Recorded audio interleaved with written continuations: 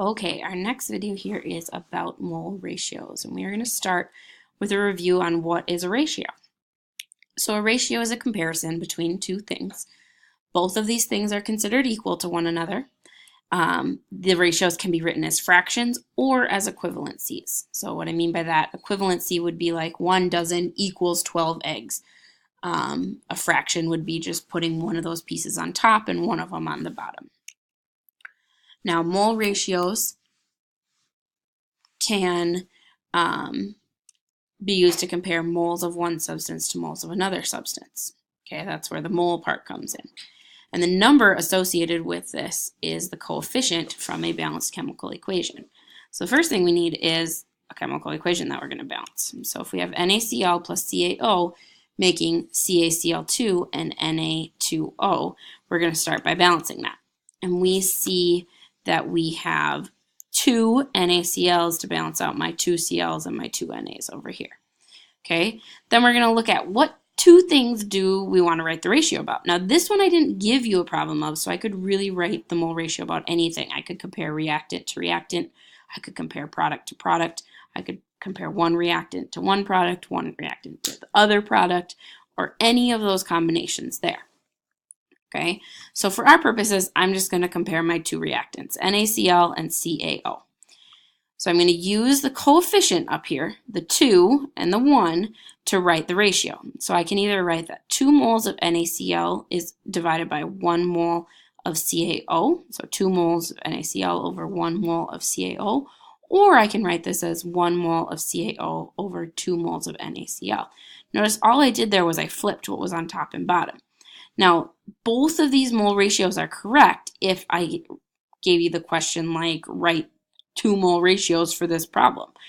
But which one I would use would depend on how I'm going to be converting. Okay, so let's look at how we can use these mole ratios to convert between units. Our mole ratio is an equivalency, like we already said, so we can use that to convert in dimensional analysis, just like we've done before with like 1 meter is equal to 100 centimeters. We can use those to convert between meters and centimeters. Now we're going to use our mole ratio equivalencies to convert between moles of one substance and moles of another substance. Okay, so first we need to have a problem. So our problem here is if you use 34 moles of PbCl3, how many moles of Pb2SO4 can we make? So there's my chemical reaction.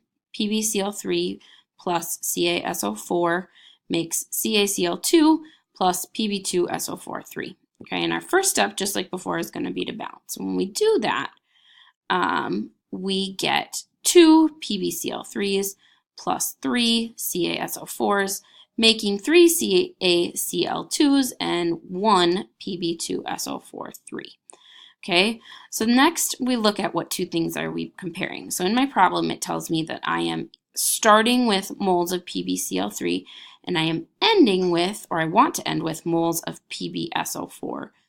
So that means I'm starting with PbCl3 and I'm comparing it to PbSO4. Sorry that formula there is wrong. It should be Pb2SO4. Next thing you're going to do is write out your dimensional analysis and solve. So we're going to put the thing we started with at the top, put the part that matches that same unit, so moles of PbCl3 on the bottom, and remember this number here is the coefficient. Then I'm going to put what we're trying to get to along with the coefficient up at the top. So I'm putting 1 mole Pb2SO4 on the top, 2 moles of PbCl3 on the bottom. And that means that I can cross these out, okay, because moles of PbCl3 on top, moles of PbCl3 on bottom cancel one another out. Now, when I do my math, just like before, I'm going to do 34 times 1 divided by 2. So 34 moles PbCl3 times 1 mole Pb2SO4 divided by 2 moles PbCl3, and I'm going to end up with 17 moles Pb2SO4. Now notice here that my units are the only unit again that I didn't cross out over here. Now, to finish this out, be sure you do any practice problems on your own that are given to you in this set of notes, and then go ahead and check them with your teacher.